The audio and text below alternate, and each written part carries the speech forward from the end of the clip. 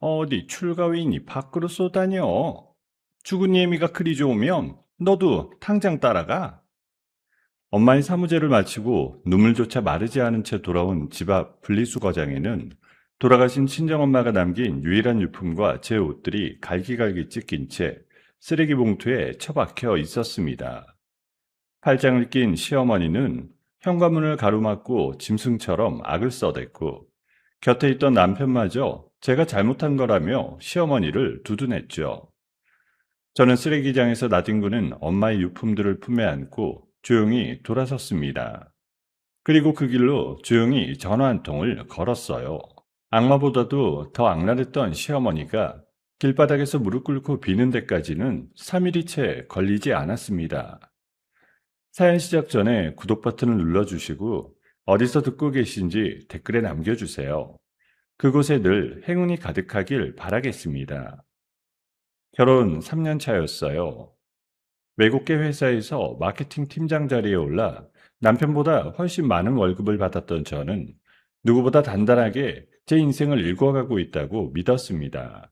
제가 살던 40평대 아파트는 친정엄마가 평생을 아끼고 또 아껴 모은 돈으로 제 명의로 마련해준 소중한 보금자리였어요. 그런데 결혼하고 얼마 지나지 않아 남편이 두 손을 꼭 붙잡고 사정을 하더라고요. 남편이 제 손을 끌어다 자기 무릎에 올리며 말했습니다. 다영아, 부모님이 시골에서 적적해 하셔. 우리가 모시고 살면 안 될까? 딱 몇 년만. 저는 그 부탁을 차마 거절하지 못했습니다. 그렇게 시부모님을 모시고 합가 생활이 시작됐어요. 하지만 그날부터 제 집은 더 이상 제 집이 아니었습니다.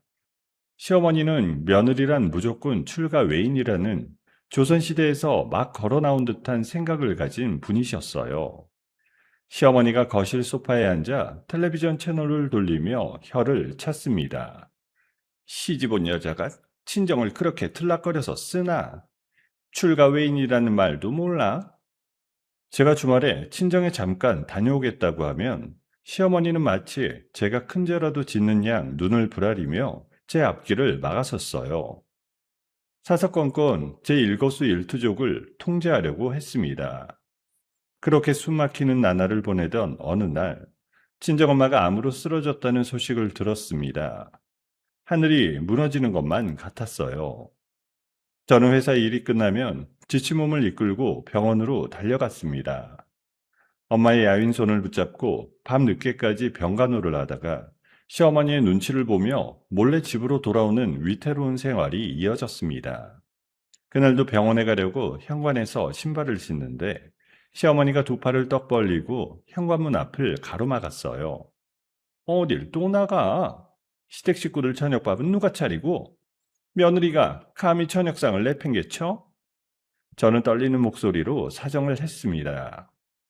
어머니, 우리 엄마가 지금 많이 편찮으세요. 잠깐만 다녀올게요. 시어머니가 제 어깨를 거칠게 밀치며 소리를 질렀어요. 여자가 시집을 왔으면 이 집 귀신이 돼야지. 친정이 뭐가 그리 대수라고. 그 순간 거실 소파에 누워 휴대폰만 보던 남편은 들은 척도 하지 않았습니다.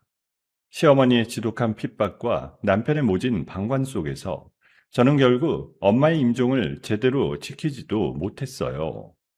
엄마는 그렇게 제 손을 잡아보지도 못하고 세상을 떠나셨습니다. 눈물이 마를 새도 없이 장례를 치르고 사무제까지 마쳤어요. 텅 빈 마음으로 집에 돌아온 저는 아파트 1층 분리수거장 앞에서 그만 발걸음을 멈추고 말았습니다. 낯익은 물건들이 길바닥에 아무렇게나 널브러져 있었거든요. 제 캐리어와 옷가지들이 쓰레기처럼 마구잡이로 뒹굴고 있었습니다. 떨리는 손으로 그 더미를 헤집던 저는 숨이 턱 막혔어요. 엄마가 제게 남겨준 단 하나의 유품, 낡은 사진 앨범이 갈갈이 찢긴 채 쓰레기 봉투 속에 처박혀 있었어요.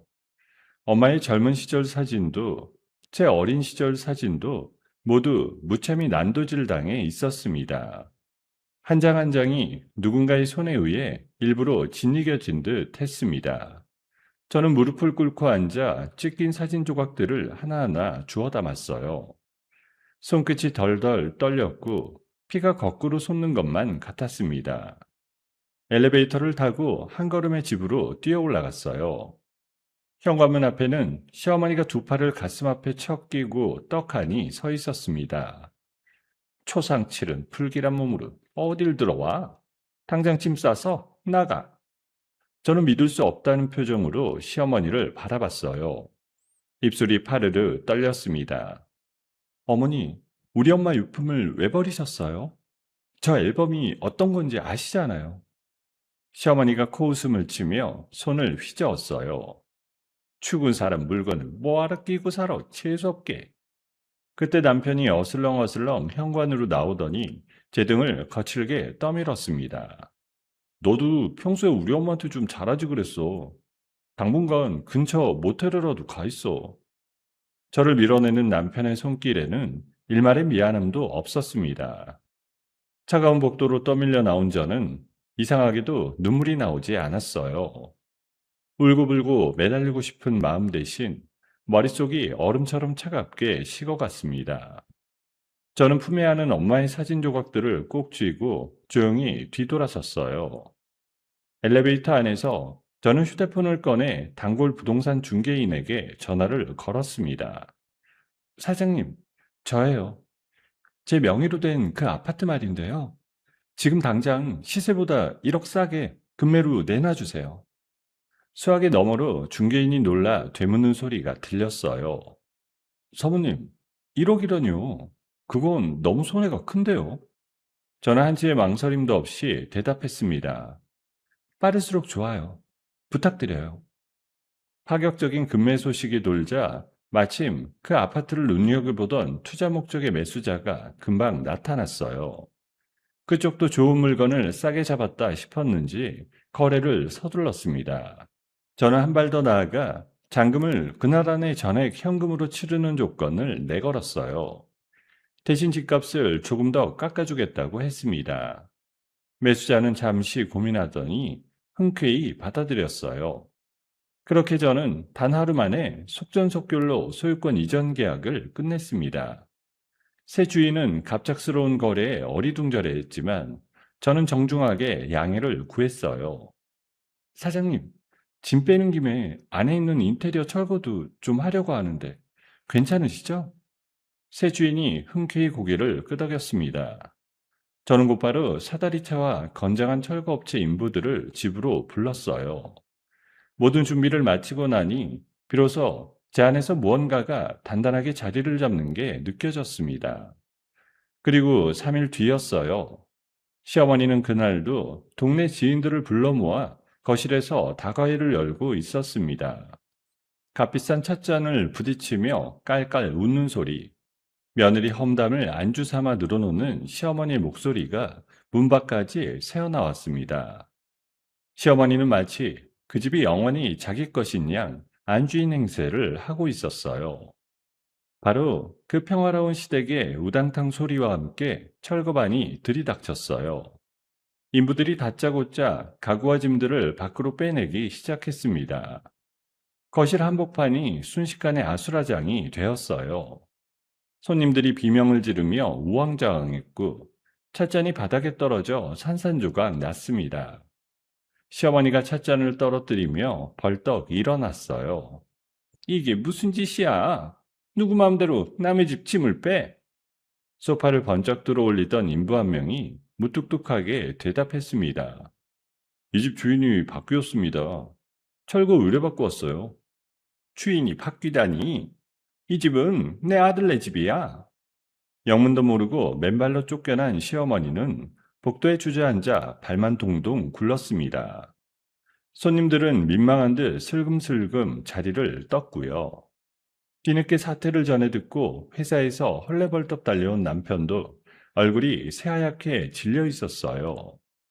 두 사람의 살림살이는 제가 미리 한 달치 비용을 결제해둔 외곽의 허름한 보관 창고로 차곡차곡 실려나갔습니다.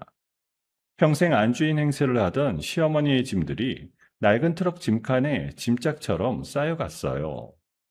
짐을 가득 실은 트럭이 막 출발하려 할 때였습니다. 길바닥에 나앉게 된 시어머니가 달려와 제 바지가랑이를 와락 붙잡고 늘어졌어요. 다영아, 네가 어떻게 나한테 이래? 내가 그래도 네 시임인데. 눈물 콧물을 다 쏟으며 매달리는 시어머니를 저는 차갑게 내려다봤습니다. 며칠 전까지만 해도 저를 귀신 취급하며 내쫓던 그 입에서 나오는 말이라고는 믿기지 않았어요. 저는 천천히 가방에서 두툼한 서류 봉투를 꺼냈습니다. 그리고 옆에 멍하니 서 있는 남편의 얼굴을 향해 그 봉투를 힘껏 던졌어요. 봉투가 남편의 가슴팍에 툭 맞고 바닥에 떨어지며 안에 든 서류들이 바람에 우수수 흩어졌습니다. 남편이 허둥지둥 그 종이들을 주워들었어요. 메뉴에 있던 건 카드 결제 내역서였어요.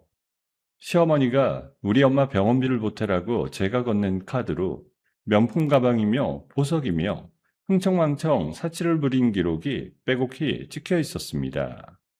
그 아래에는 남편이 제 명의의 집을 담보로 몰래 대출을 받으려고 집 문서를 위조하려던 은행 서류가 있었고요. 그리고 가장 아래 남편의 잘못이 낱낱이 적힌 이혼 소장이 놓여 있었습니다. 서류를 한 장씩 넘겨보던 남편의 손이 사시나무처럼 떨렸어요. 얼굴에서 핏기가 싹 가셨습니다. 다영아, 이게 다 뭐야? 너 설마... 저는 그제야 입을 열었어요.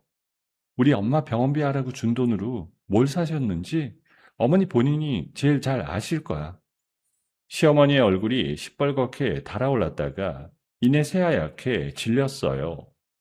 뭐라 변명을 하려고 입을 달싹였지만 아무 말도 나오지 않는 모양이었습니다. 남편은 이혼 소장을 손에 쥔 채 그 자리에 털썩 주저앉았어요. 저는 두 사람을 향해 마지막으로 한번 시선을 던지고는 천천히 뒤돌아 그곳을 걸어 나왔습니다. 등 뒤로 시어머니의 곡소리가 길게 울려 퍼졌어요. 하지만 제 발걸음은 조금도 흔들리지 않았습니다. 품속의 사진 조각들만이 제 곁에 남아 있었어요. 다음날 아침 8시였어요. 철거반에 떠밀려 갈 곳을 잃은 시어머니와 남편은 근처 찜질방에서 밤을 보냈던 모양입니다. 두 사람이 제가 일하는 외국계 회사 본사 1층 로비로 막무가내로 들이닥쳤어요. 출근하던 저는 회전문을 밀고 들어서다가 그 광경을 보고 그 자리에 우뚝 멈춰섰습니다.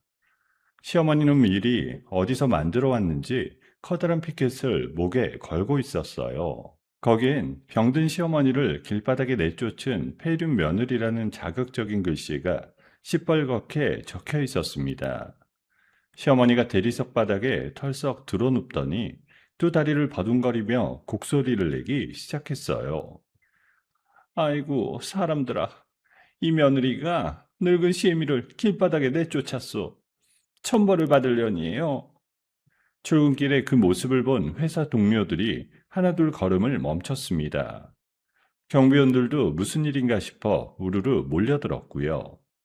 로비는 순식간에 구경꾼들로 가득 찼습니다. 남편은 그 사이를 비집고 다니며 사람들에게 하소연을 늘어놓았어요. 글쎄, 제 아내가 어머니 짐을 다 갖다 버리고 집에서 쫓아냈지 뭡니까? 어머니가 편찮으신데도요. 남편의 말에 사람들이 수근거리며 저를 힐끔거렸어요. 교묘하게 앞뒤를 잘라낸 그 말에 사정을 모르는 동료들의 눈빛에 의심이 어리기 시작했어요. 하지만 저는 당황하지 않았습니다. 며칠 전 분리수거장에서 이미 모든 감정이 얼어붙은 뒤였으니까요. 저는 차분하게 휴대폰을 꺼내 회사 보안팀장에게 전화를 걸었습니다. 팀장님, 지금 로비에서 외부인이 소란을 피우고 있어요. 시설물 보호 차원에서 바로 퇴거 조치하고 경찰에 신고해 주세요. 잠시 후 보안팀 직원들이 내려왔고 신고를 받은 경찰관들도 로비에 도착했어요. 경찰관이 다가가 시어머니를 일으키려 하자 시어머니는 자기 가슴을 쾅쾅 두드리며 더 큰 소리로 울부짖었어요. 경찰 양반, 나 좀 보소. 이 늙은이가 무슨 죄가 있다고. 저 며느리가 날 죽이려 한다오. 어머님, 일단 진정하시고요. 여기서 이러시면 안 됩니다. 자리를 좀 옮기시죠. 한참을 실랑이 끝에 시어머니와 남편은 경찰에 이끌려 로비 밖으로 쫓겨났습니다. 소라는 일단락됐어요. 하지만 그게 끝이 아니었습니다. 남편은 그날 밤 평소 알고 지내던 삼류 인터넷 언론사 기자 한 명을 돈으로 매수했어요. 다음날 아침 포털 사이트 메인에 악의적인 기사 하나가 떡하니 올라왔습니다. 제 실명과 회사 이름은 교묘하게 가려져 있었지만 누가 봐도 저를 가리키는 내용이었어요. 능력 있는 워킹맘의 가면을 쓴 비정한 며느리가 시한부 시어머니를 거리로 내몰았다는 자극적이고 그럴싸한 거짓말로 가득 차 있었어요. 기사가 퍼지는 속도는 무서웠습니다. 사내 익명 게시판과 직장인 커뮤니티에는 저를 향한 원색적인 비난이 들불처럼 번지기 시작했어요. 얼굴도 모르는 사람들이 저를 향해 돌을 던졌습니다. 그 와중에 평소 제 빠른 승진을 눈의 가시처럼 여기던 다른 부서 팀장이 움직였어요. 그 사람은 이 상황을 절호의 기회로 삼았습니다. 임원실을 들락거리며 제 도덕성에 문제가 있다고 떠들어댔고 제가 총괄하던 핵심 프로젝트에서 저를 끌어내리려고 물밑에서 부지런히 손을 썼습니다. 저는 가만히 당하고만 있을 수 없었어요. 회사 인사위원회에 제 발로 출석하겠다고 했습니다. 회의실에 들어선 저는 떨리는 마음을 누르고 준비해간 서류를 책상에 펼쳤어요. 여기 보시면 시어머니가 제 카드로 결제한 내역이 다 나와 있습니다. 친정엄마 병원비로 들인 돈을 사치품 사는 데 쓰셨어요. 저는 시어머니를 학대한 적이 없습니다. 인사위원들이 서류를 들여다보며 웅성거렸어요. 객관적인 증거 앞에서 몇몇은 고개를 끄덕이기도 했습니다.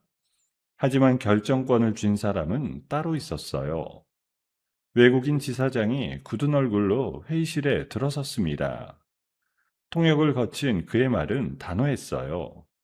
유 팀장, 당신 개인 사정은 안타깝게 생각해요. 하지만 지금 회사 이미지가 너무 나빠졌습니다. 주가도 흔들리고 있고요. 저는 지사장을 똑바로 바라보며 말했습니다. 지사장님, 이건 명백한 모함입니다. 증거도 다 있어요. 조금만 시간을 주시면. 지사장이 손을 들어 제 말을 막았습니다. 이 일이 법적으로 완전히 정리될 때까지 당신은 집에서 대기하세요. 무기한입니다. 머리를 한 대 얻어맞은 것 같았습니다. 잘못한 것도 없이 저는 회사에서 쫓겨나듯 짐을 싸야 했어요. 제 손으로 1군자리, 새벽까지 야근하며 지켜온 프로젝트가 한순간에 손가락 사이로 빠져나갔어요. 개인 물품을 종이 상자에 주섬주섬 담는 제 손이 가늘게 떨렸습니다. 상자를 안고 엘리베이터에 올랐어요. 문이 닫히기 직전 등 뒤에서 동료들의 수근거림이 들려왔습니다. 저 사람이 그 사람이래. 시어머니 내쫓았다는. 어쩐지 평소에도 좀 차갑더라. 비수처럼 꽂히는 그 말들을 저는 묵묵히 등으로 받아냈습니다. 엘리베이터 거울에 비친 제 얼굴은 핏기 하나 없이 창백했어요. 하지만 저는 알았습니다. 이건 끝이 아니라는 걸요. 상자를 아는 두 팔에 저도 모르게 힘이 들어갔습니다. 무게한 대기 발령을 받은 지 이틀이 지났어요. 텅 빈 오피스텔에 홀로 앉아 천장만 바라보던 제게 또 다른 먹구름이 소리 없이 몰려오고 있었습니다. 해외에서 시어머니가 몰래 붙여주던 돈으로 흥청망청 살던 시누이가 돈줄이 뚝 끊기자 길길이 날뛰며 한국으로 들어온 거예요. 공항에서부터 씩씩거리며 택시를 잡아탄 시누이는 곧장 시어머니가 머물던 허름한 모텔로 찾아갔습니다. 좁은 모텔방에서 시어머니와 시누이가 마주 앉았어요. 시누이가 핸드백을 침대에 내팽개치며 쏘아붙였습니다. 엄마, 도대체 일을 어떻게 했길래 집이 통째로 날아가? 내 생활비는 이제 어디서 나오고?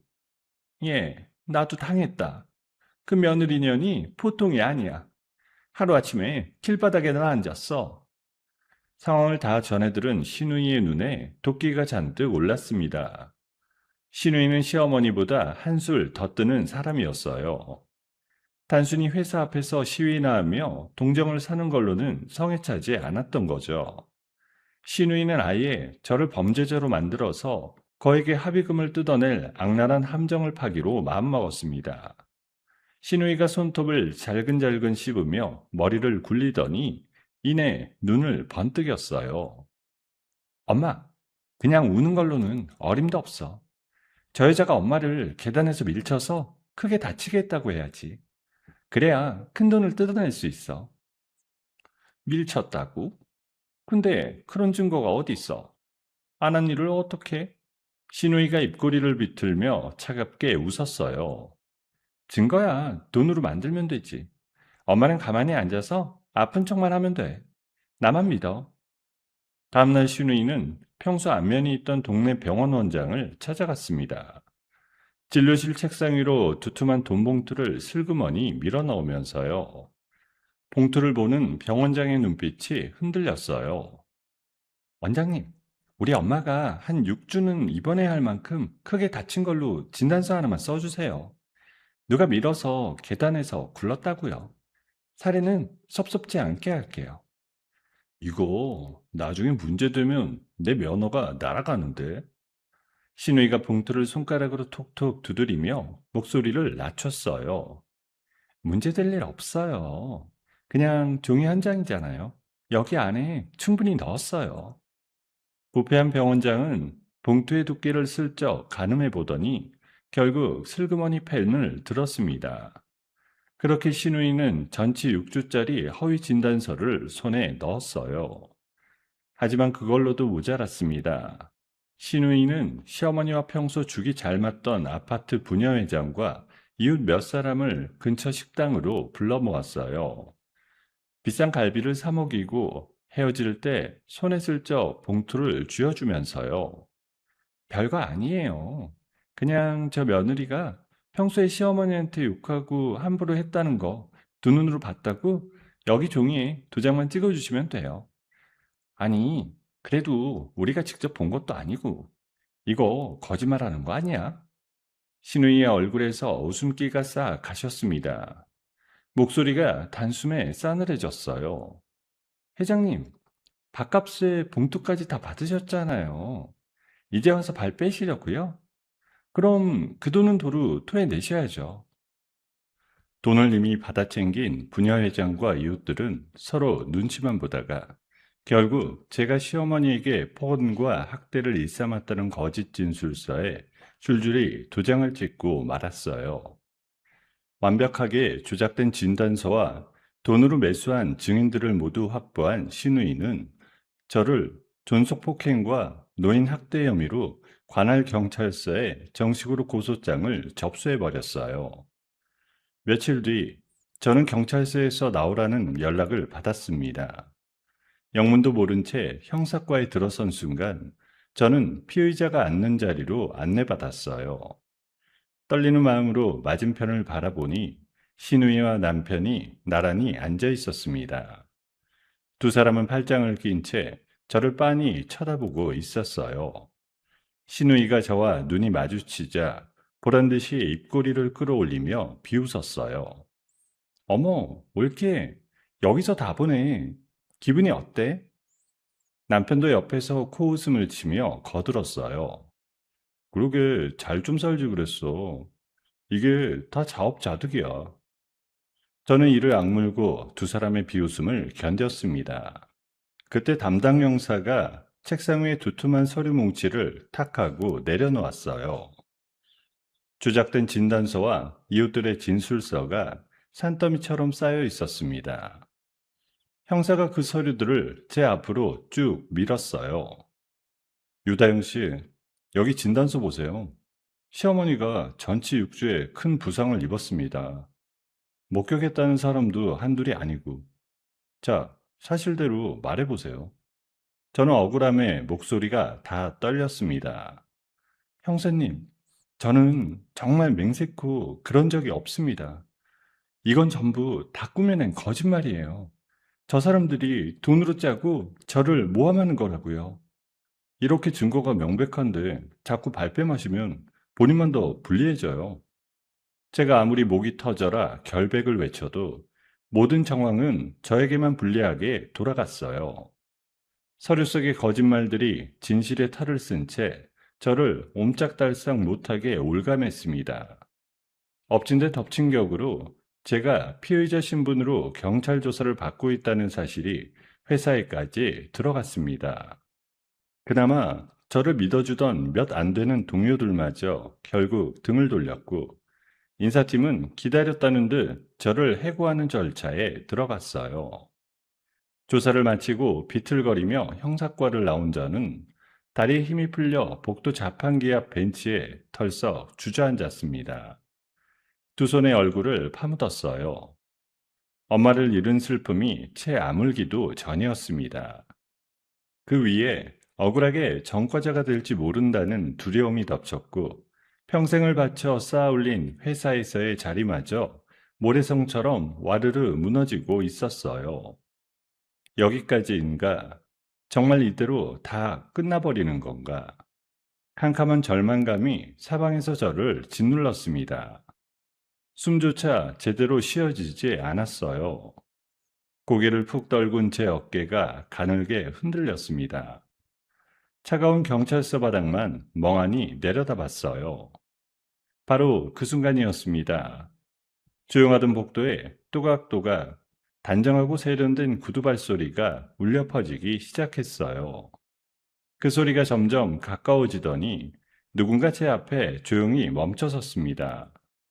짙은 그림자가 제 위로 천천히 드리워졌어요. 저는 무거운 고개를 힘겹게 들어올렸습니다. 고개를 들어 확인한 얼굴에 저는 그만 숨을 멈추고 말았어요. 거기 서 있는 사람은 강민호였습니다. 3년 전 부도 위기에 몰려 쓰러져 가던 작은 회사를 제 마케팅 기획 하나로 살려냈던 그 스타트업 대표. 지금은 누구나 아는 굵직한 IT 벤처기업의 대표 자리에 오른 자수성가한 사업가였어요. 말끔한 정장 차림의 민호가 저를 내려다보고 있었습니다. 민호가 무릎을 살짝 굽혀 제 눈높이를 맞추며 부드럽게 말했어요. 다영 씨, 소식 듣고 한 걸음에 달려왔어요. 얼마나 힘들었어요. 저는 너무 놀라 말이 잘 나오지 않았습니다.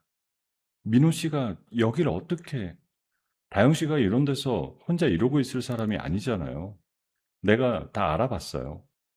민호의 뒤로 깔끔한 정장을 빼입은 변호사 여러 명이 줄지어 서 있었습니다.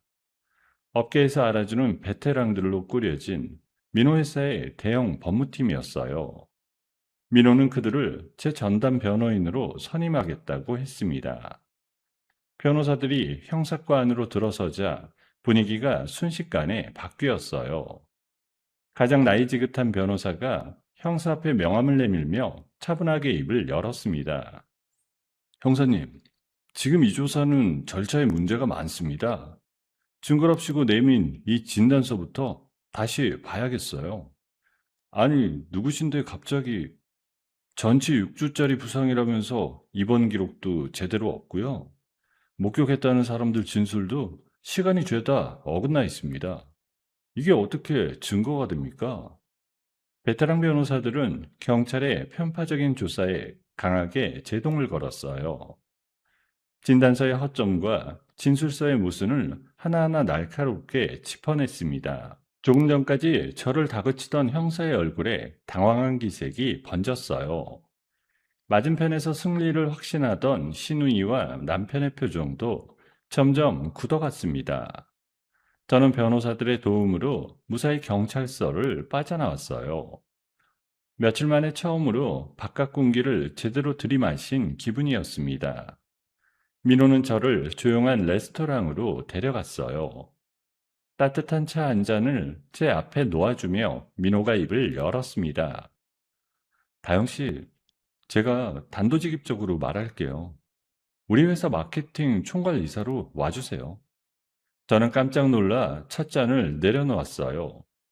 이사라니요? 지금 저는 회사에서도 쫓겨날 판이고 경찰 조사까지 받는 처지인데. 민호가 제 눈을 똑바로 바라보며 말했습니다. 그래서 더 다영 씨가 필요해요. 3년 전에 다영 씨가 우리 회사를 어떻게 살렸는지 나는 똑똑히 기억해요. 그깟 모함 따위 내가 완벽한 방패가 되어줄게요. 다영 씨는 마음껏 능력만 펼치시면 돼요. 민호의 진심 어린 말과 든든한 눈빛에 얼어붙어 있던 제 마음 한구석이 사르르 녹는 것만 같았어요. 동시에 가슴 깊은 곳에서 뜨거운 무언가가 솟구쳤습니다. 무너지지 않겠다는 투지였어요. 저를 짓밟은 그 사람들에게 이제는 제대로 갚아줄 차례였습니다. 저는 천천히 손을 뻗어 민호가 내민 손을 맞잡았어요. 좋아요. 그 제안 받아들일게요. 저 다시 일어설래요. 다음 날부터 모든 것이 빠르게 움직이기 시작했어요. 민호의 법무팀에 소속된 사설탐정과 변호사들이 본격적으로 칼을 갈았습니다. 신우이가 돈으로 매수한 그 병원장의 과거를 파헤치기 시작했어요. 알고 보니 그 병원장은 예전에도 비슷한 일로 의료법을 어긴 전과가 있었습니다. 변호사들은 부녀 회장에게 검은 돈이 흘러들어간 계좌까지 샅샅이 추적했어요. 저는 더 이상 머뭇거리지 않았습니다. 무기한 대기 발령 상태로 묶여있던 옛 회사를 찾아갔어요. 지사장실 문을 열고 들어선 저는 미련 없이 사직서를 책상 위에 탁 내려놓았습니다. 지사장이 놀란 얼굴로 저를 올려다봤어요. 유 팀장, 이게 무슨... 그동안 감사했습니다. 저는 저를 믿어주는 곳으로 가겠습니다. 저는 뒤도 돌아보지 않고 그곳을 나왔어요. 그리고 그날로 민호의 회사 임원실로 첫 출근을 했습니다. 넓은 창으로 햇살이 쏟아져 들어오는 사무실에서 저는 비로소 숨통이 트이는 것 같았어요. 새 회사에서 저는 완전히 다른 사람이 되었습니다. 시댁 식구들 눈치를 보며 잔뜩 움츠러들어 있던 모습은 온데간데 없었어요. 타고난 결단력과 추진력으로 핵심 신제품 프로젝트를 진두지휘했습니다. 회의 때마다 명쾌한 판단을 내리는 저를 보며 직원들은 빠르게 마음을 열고 저를 따르기 시작했어요. 그러던 어느 날 법무팀에서 결정적인 물건을 손에 넣었다며 저를 찾아왔습니다. 변호사가 작은 녹음기를 책상 위에 올려놓고 재생 버튼을 눌렀어요. 술집에서 녹음된 듯 시끌벅적한 소리 사이로 신우의 목소리가 또렷하게 흘러나왔어요. 야, 이번에 합의금 두둑하게 뜯어내면 너희들 입막음 값은 확실히 챙겨줄게. 걱정 마. 약속한 거예요. 우리도 위험 무릅쓰고 도장 찍어준 건데. 녹음기에서 흘러나오는 그들의 목소리에 저는 주먹을 꽉 쥐었습니다. 가짜 증인들과 입을 맞추고 합의금을 나눠 갖기로 모의한 명백한 증거였어요. 마침내 모든 판을 뒤집을 반격의 카드가 제 손 안에 들어온 겁니다. 저는 차갑게 가라앉은 목소리로 변호사에게 말했어요.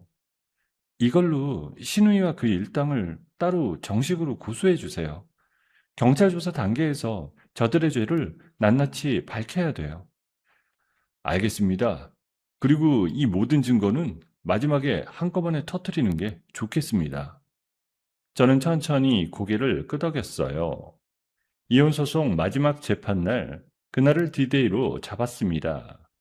그날 모든 진실을 세상에 드러내고 저를 짓밟은 자들에게 완벽한 패배를 안겨줄 작정이었죠. 창밖을 바라보는 제 눈빛이 서늘하게 빛났습니다. 복수의 칼날이 시퍼렇게 나를 세우고 있었어요. 마침내 이혼소송 마지막 재판 날이 밝았어요. 저는 강민호 대표와 대형 로펌 변호사들의 든든한 호의를 받으며 가정법원으로 들어섰습니다. 며칠을 뜬 눈으로 지새웠지만 제 발걸음에는 한치의 흔들림도 없었어요. 또각또각 구두 소리가 긴 복도에 또렷하게 울렸습니다. 흠잡을 데 하나 없이 당당한 모습이었어요. 법정문 앞에서 민호가 제 어깨를 가볍게 두드려 주었습니다. 다영아, 떨 거 없어.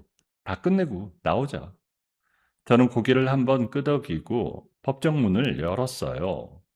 안으로 들어서니 맞은편 피고석에 시어머니와 남편, 시누이가 나란히 앉아 있었습니다.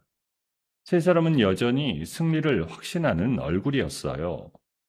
시누이가 저를 향해 거만하게 턱을 치켜들며 눈을 흘겼어요. 어디 갈 때까지 가보자고. 결국 빈털터리로 쫓겨날 사람은 너야. 남편도 옆에서 팔짱을 끼고 코웃음을 쳤습니다. 시어머니는 손수건을 꺼내 들고 벌써부터 눈물을 훔치는 신용을 했습니다. 하지만 그 여유로운 표정들이 얼마나 오래 갈지 저는 알고 있었어요. 잠시 후 제 변호사가 자리에서 천천히 일어나 작은 녹음기를 꺼냈습니다. 그러고는 재생 버튼을 눌렀어요.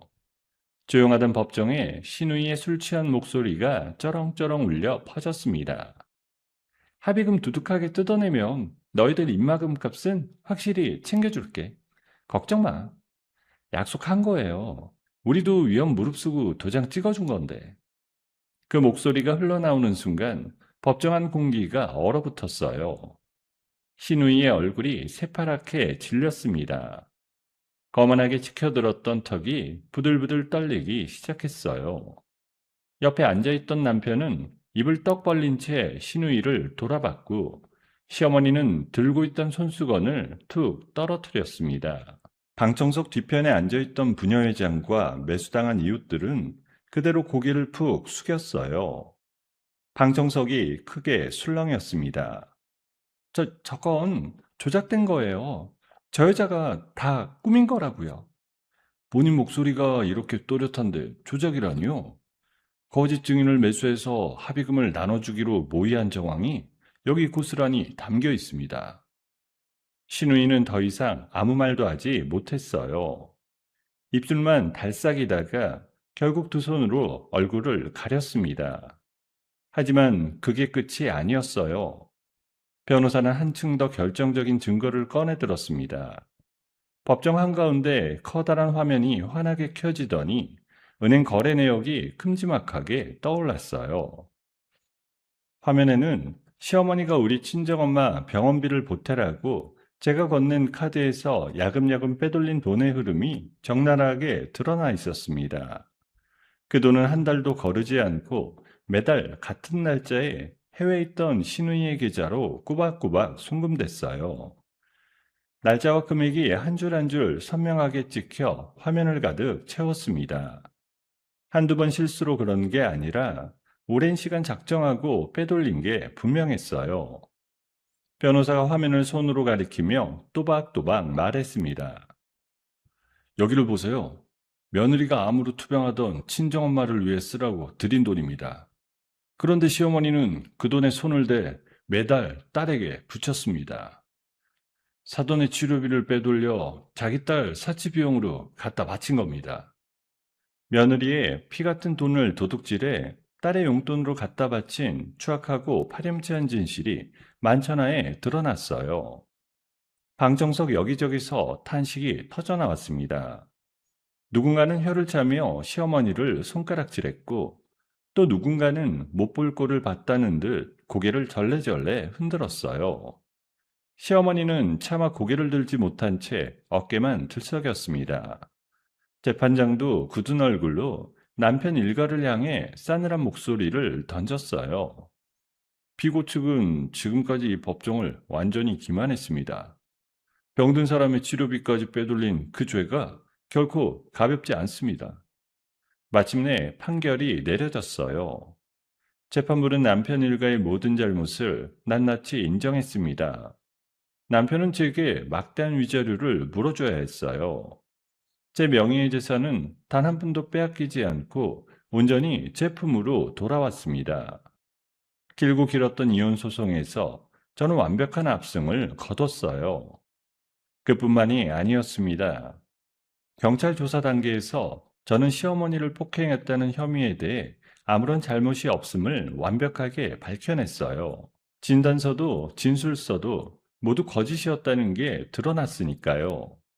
그리고 이번에는 제가 칼을 쥘 차례였어요.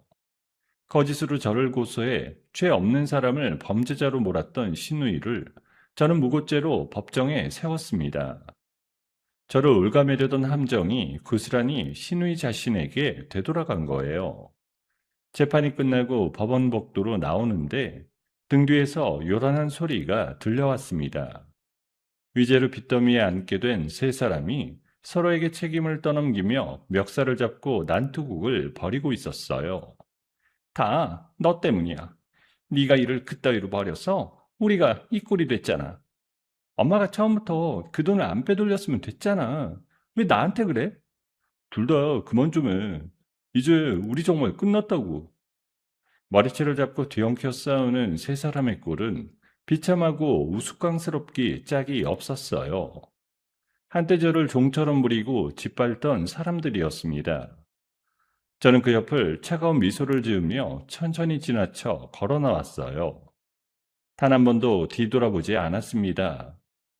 법원 밖으로 나서니 따스한 햇살이 제 얼굴을 환하게 비췄어요. 완벽한 승소의 기쁨을 안고 회사로 돌아온 저는 그동안 밤낮 없이 준비해온 대규모 글로벌 마케팅 캠페인을 멋지게 성공시켰습니다. 민호의 전폭적인 지지가 있었기에 가능한 일이었어요. 캠페인이 공개되자마자 업계의 스포트라이트가 온통 저에게 쏟아졌습니다. 여기저기서 인터뷰 요청이 쏟아졌고 저는 누구도 함부로 무시할 수 없는 성공한 임원으로 우뚝 섰어요. 한때 저를 손가락질하던 옛 회사 사람들의 얼굴이 잠시 스쳐 지나갔습니다. 바쁘고 치열한 나날의 연속이었어요. 그래도 민호는 매일 저녁 제게 따뜻한 차 한 잔과 진심 어린 격려를 잊지 않고 건넸어요. 함께 일하고 함께 고민하고 함께 웃는 시간이 차곡차곡 쌓여갔습니다. 우리는 어느새 단순한 업무 파트너 사이를 넘어서 있었어요. 서로의 깊은 상처를 가만히 보듬어주는 사이가 되어 있었어요. 어느 날 저녁 사무실에 단둘이 남았을 때였습니다. 민호가 제 손을 가만히 잡으며 말했어요. 다영아, 이제 그 사람들 그늘에서 완전히 벗어난 거야. 앞으로 힘든 일은 내가 다 막아줄게. 저는 민호의 따뜻한 눈을 바라보며 환하게 웃었어요. 음, 이상하게 이제는 하나도 안 무서워. 다 민호 네 덕분이야. 오랜 시간 저를 짓누르던 시댁의 끔찍한 그늘과 숨막히던 통제에서 저는 마침내 완전히 벗어났습니다. 그날 밤 민호와 저는 한강 야경이 시원하게 내려다 보이는 멋진 레스토랑에서 승진과 승소를 함께 축하하는 작은 파티를 열었어요. 반짝이는 도시의 불빛 아래로 검은 강물이 잔잔하게 흘러갔습니다. 민호가 잔을 들어 제게 건넸어요. 다영아, 정말 고생 많았어. 네가 자랑스러워. 저는 잔을 부딪히며 창밖 야경을 가만히 바라봤습니다. 잃어버렸던 제 삶의 주도권을 온전히 되찾은 순간이었어요. 환하게 웃는 제 얼굴에는 더 이상 그 어떤 그늘도 없었습니다. 문득 하늘에 계신 엄마가 떠올랐어요. 엄마가 가장 바랐을 모습, 누구에게도 휘둘리지 않는 당당하고 행복한 여자로 저는 그렇게 다시 태어났습니다. 엄마, 저 이제 정말 괜찮아요. 속으로 가만히 되뇌었어요. 완벽한 평화도 잠시였어요. 신제품 런칭 행사를 하루 앞둔 밤 10시였습니다. 회사의 사활이 걸린 차세대 스마트 기기, 그 핵심 샘플들을 대형 행사장 창고에 안전하게 들여놓고 나서야 저는 한시름 놓았어요.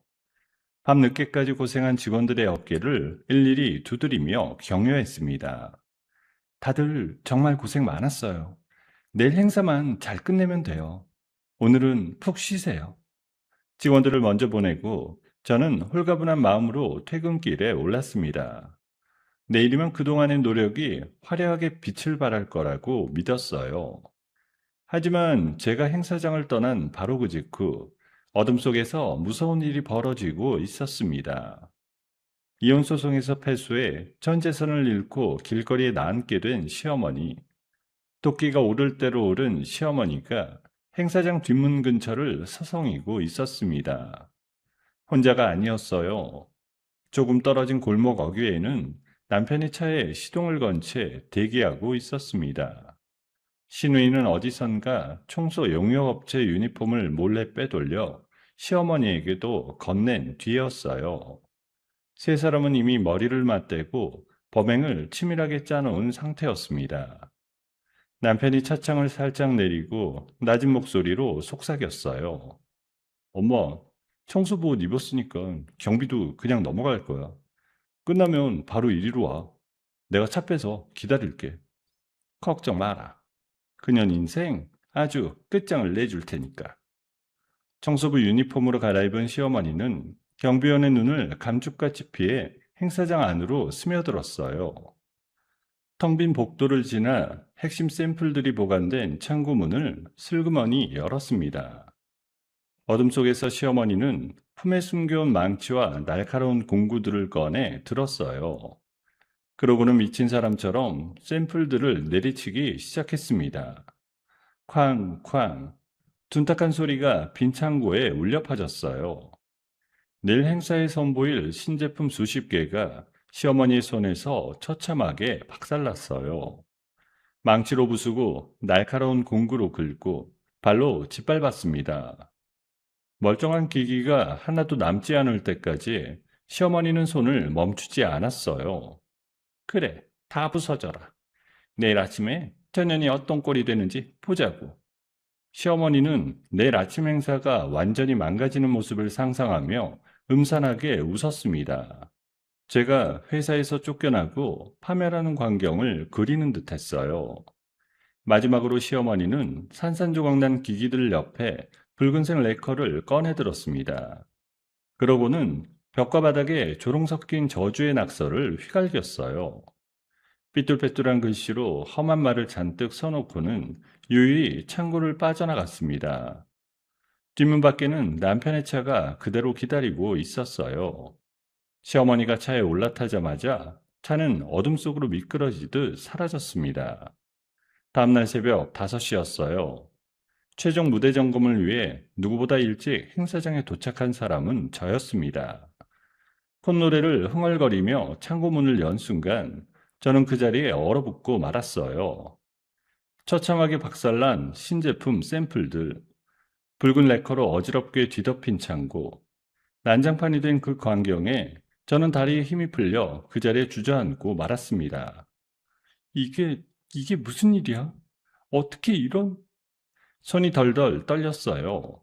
수백억 원이 투입된 프로젝트가 단 하룻밤 사이에 잿더미가 되어 있었습니다. 뒤이어 출근한 강민호 대표와 행사 준비팀 직원들도 그 광경을 보고는 새파랗게 질렸어요. 한 직원이 떨리는 목소리로 외쳤습니다. 대표님, 이걸 어떻게 해요? 4시간 뒤면 기자들이 다 몰려오는데 행사를 취소해야 하는 거 아니에요? 샘플이 하나도 안 남았어요. 이대로는 도저히 행사를 못해요. 행사장 안은 순식간에 절망적인 분위기로 가득 찼습니다. 다들 행사를 전면 취소해야 한다는 말만 되풀이했어요. 민호도 굳은 얼굴로 박살난 기기들을 내려다봤습니다. 저는 바닥에 나뒹구는 파손된 샘플 하나를 떨리는 손으로 집어들었어요. 깊은 좌절감이 밀려왔습니다. 그런데 바로 그 순간 제 눈에 무언가가 들어왔어요. 깨진 기기업 바닥에 붉은 레커로 휘갈겨진 글씨, 그 삐뚤빼뚤하고 익숙한 필체를 보는 순간 저는 단번에 직감했어요.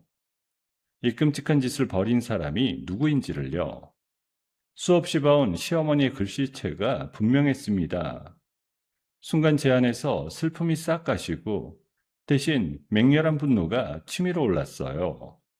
눈에 핏발이 섰습니다. 그동안 당한 것도 모자라 이제는 제 일터까지 짓밟으려 하다니. 부들부들 떨리던 제 손에 어느새 힘이 들어갔어요. 모두가 행사를 포기하고 주저앉으려던 바로 그때였습니다. 저는 무언가 번뜩 떠오른 듯 고개를 번쩍 들었어요. 그러고는 옆에 서 있던 민호의 손을 꽉 붙잡았습니다. 민호야, 행사 취소하지 마. 나한테 생각이 있어. 이 위기를 오히려 기회로 뒤집을 수 있어. 다영아, 그게 무슨 말이야? 샘플이 다 부서졌는데 어떻게?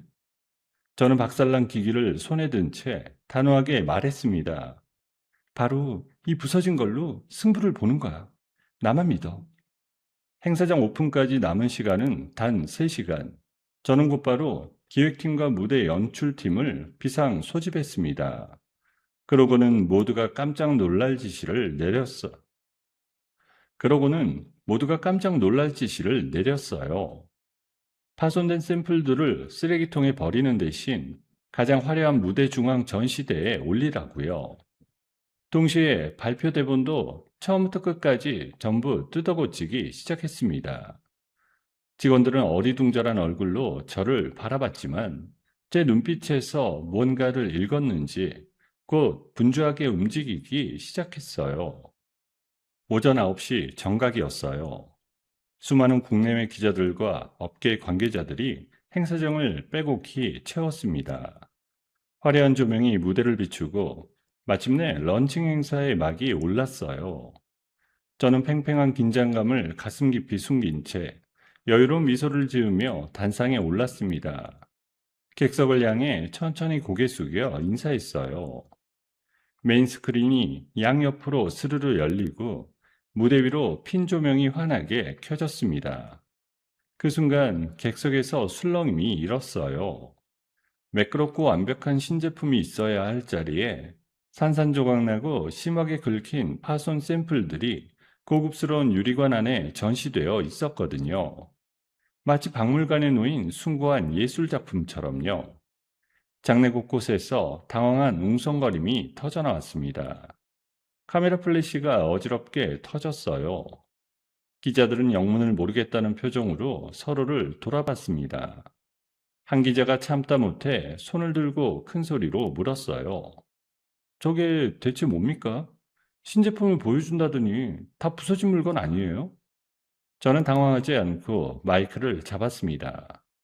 객석을 천천히 둘러본 뒤 또렷하고 당당한 목소리로 입을 열었어요. 네, 맞습니다. 보시는 대로 이 기기들은 외부의 악의적인 공격으로 처참하게 부서졌습니다. 어젯밤 누군가 이 제품을 망치로 부수고 짓밟았습니다. 객석이 다시 한번 크게 술렁였어요. 저는 잠시 말을 멈췄다가 한층 힘을 실어 말을 이었습니다. 하지만 보십시오. 이렇게 겉은 부서졌어도 그 안의 핵심 데이터 칩은 단 하나도 손상되지 않았습니다. 이것이 바로 어떤 충격에도 끄떡없는 우리 제품의 압도적인 내구성입니다. 저는 이것을 상처를 극복한 혁신이라고 부르겠습니다. 장래의 묘한 정적이 흘렀어요. 저는 그 틈을 놓치지 않았습니다. 무대 한편에 미리 준비해둔 장비로 다가가 가장 심하게 박살난 기기 하나를 집어들었어요. 그러고는 그 부서진 기기에 직접 케이블을 연결했습니다. 객석의 시선이 일제히 제 손끝으로 쏠렸어요. 잠시 후 무대 위 허공에 거대한 홀로그램이 두둥실 떠올랐습니다. 부서지기 전에 저장해둔 데이터가 마치 아무 일도 없었다는 듯 완벽하게 구동되기 시작했어요. 영상도 사진도 문서도 단 하나 빠짐없이 선명하게 되살아났습니다. 순간 객석에서 탄성이 터져나왔어요. 그리고 누군가 박수를 치기 시작하자 이내 행사장 전체가 우레와 같은 기립박수로 뒤덮였습니다. 기자들은 자리에서 벌떡 일어나 연신 셔터를 눌러댔어요. 대단합니다. 저렇게 박살이 났는데 데이터가 멀쩡하다니. 이거 오늘 일명감이에요. 완전히 뒤집혔네요. 위기가 가장 화려한 성공으로 뒤바뀌는 순간이었습니다. 행사는 그야말로 극적인 대성공으로 막을 내렸어요. 그런데 제가 무대 위에서 사람들의 환호를 받고 있는 사이 무대 뒤편에서는 또 다른 일이 조용히 진행되고 있었습니다. 민호가 비밀리에 보안팀을 움직인 거예요. 보안팀은 밤새도록 행사장 주변 수십 개의 블랙박스와 인근 상가의 CCTV를 샅샅이 뒤졌습니다. 끊긴 영상들을 하나하나 이어붙이고 복원했어요. 그 결과 청소부 옷을 입고 침입하던 시어머니의 모습이 고스란히 잡혔습니다. 그뿐만이 아니었어요. 근처 골목에서 차에 시동을 걸고 대기하던 남편의 모습, 그리고 그 모든 일을 함께 꾸민 신우이의 정황까지 일가족이 머리를 맞대고 벌인 범행이 영상 속에 빠짐없이 담겨 있었습니다. 행사가 끝날 무렵 민호가 제게 다가와 귓속말로 속삭였어요. 다영아, 다 잡았어. 증거 영상 경찰한테 넘겼어. 저는 가만히 고개를 끄덕였습니다. 결정적인 영상 증거를 넘겨받은 경찰은 곧바로 움직였습니다. 그 시각 행사장 근처 골목에는 시어머니와 남편, 시누이가 숨어 있었어요. 제가 처참하게 무너지는 꼴을 구경하려고 몰래 염탐하던 중이었습니다. 하지만 행사장에서 터져나오는 환호성을 들으며 세 사람의 얼굴은 점점 일그러졌어요. 아니, 왜 박수 소리가 나? 망했어야 하는 거 아니야? 내가 분명히 다 부숴놨는데. 이게 어떻게 된 거야? 바로 그 순간 경찰들이 골목으로 들이닥쳤습니다. 세 사람을 한꺼번에 덮쳐 특수재물손괴와 업무방해 혐의로 현장에서 붙잡았어요. 시어머니가 발버둥을 치며 악을 썼습니다. 이거 놔. 내가 뭘 했다고 이래? 놓으라니까? 양손에 수갑이 채워진 채 끌려가는 세 사람 앞으로 저는 천천히 걸어갔습니다. 그러고는 휴대폰을 꺼내 화면을 들이밀었어요. 오늘 행사에 폭발적인 반응과 대성공 소식이 도배된 실시간 뉴스 화면이었어요. 잘 보세요. 당신들이 무슨 그 제품이 오늘 최고의 화제예요. 당신들의 그 치졸한 짓이 오히려 나를 가장 빛나게 만들어줬어요. 세 사람의 얼굴이 하얗게 질렸습니다. 공범으로 경찰서에 끌려가 조사를 받게 된 남편과 시누이는 행사를 망쳐 발생한 위약금과 신제품 홍보 효과에 맞먹는 막대한 손해배상 청구서를 받아들었어요. 그 엄청난 액수를 보고는 다리에 힘이 풀려 그 자리에 털썩 주저앉았습니다. 이게, 이 돈을 어떻게 다 물어내? 우리 이제 끝이야. 저는 유치장 철창 너머로 원망과 후회가 뒤섞인 울음을 터뜨리는 세 사람을 가만히 바라봤어요.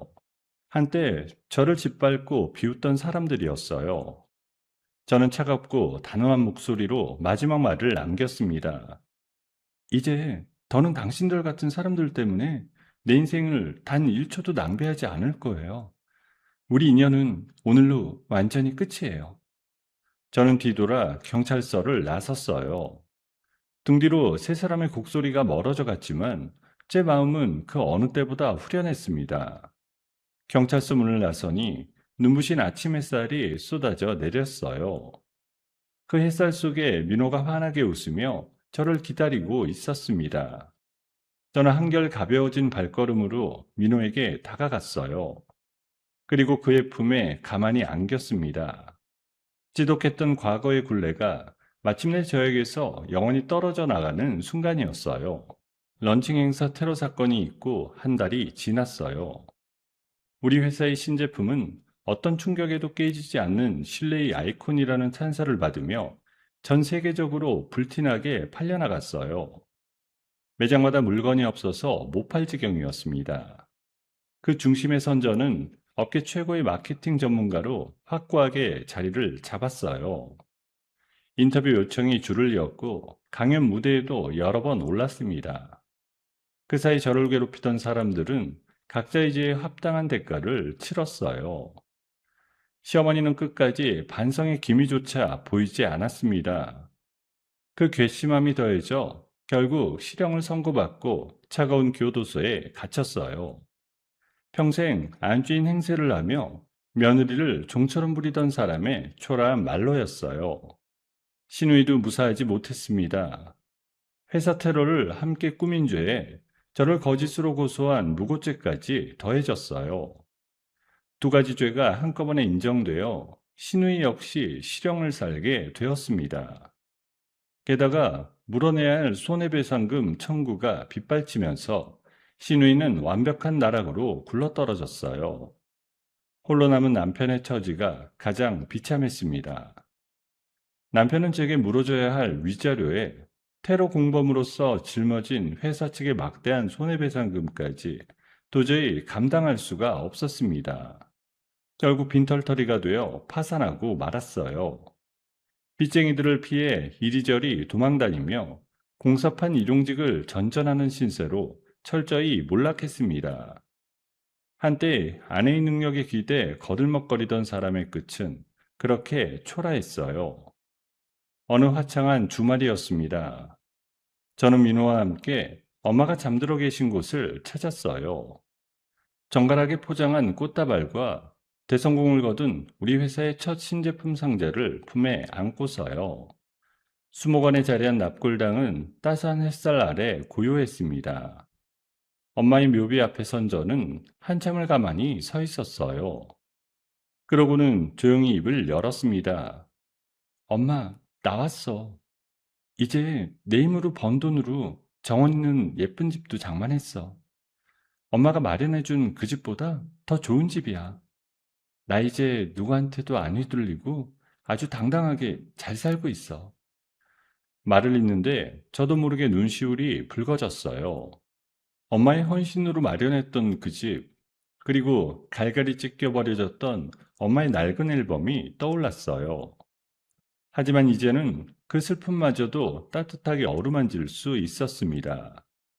곁에 서 있던 민호가 제 어깨를 가만히 감싸 안았어요. 그러고는 엄마의 묘비를 향해 정중하게 고개를 숙였습니다. 어머님, 다영이는 제가 평생 가장 귀하게 아끼고 지키겠습니다. 다시는 눈물 흘리는 일 없게 하겠습니다. 그 말과 함께 민호가 제 앞에 한쪽 무릎을 꿇었어요. 그러고는 작은 상자를 열어 반짝이는 다이아몬드 반지를 꺼냈습니다. 햇살의 보석이 눈부시게 빛났어요. 저는 깜짝 놀라 두 손으로 입을 가렸습니다. 다영아, 나랑 결혼해줘. 남은 인생 전부 너랑 함께하고 싶어. 흘러내리는 눈물을 닦으며 저는 환하게 웃었습니다. 그러고는 천천히 손을 내밀었어요. 음, 나도 너랑 평생 함께할래. 민호가 제 손가락에 반지를 가만히 끼워주었습니다. 우리는 하늘에서 엄마가 따뜻하게 내려다보는 듯한 눈부신 햇살 아래 오래도록 서로를 꼭 끌어안았어요. 바람이 부드럽게 우리를 감쌌습니다.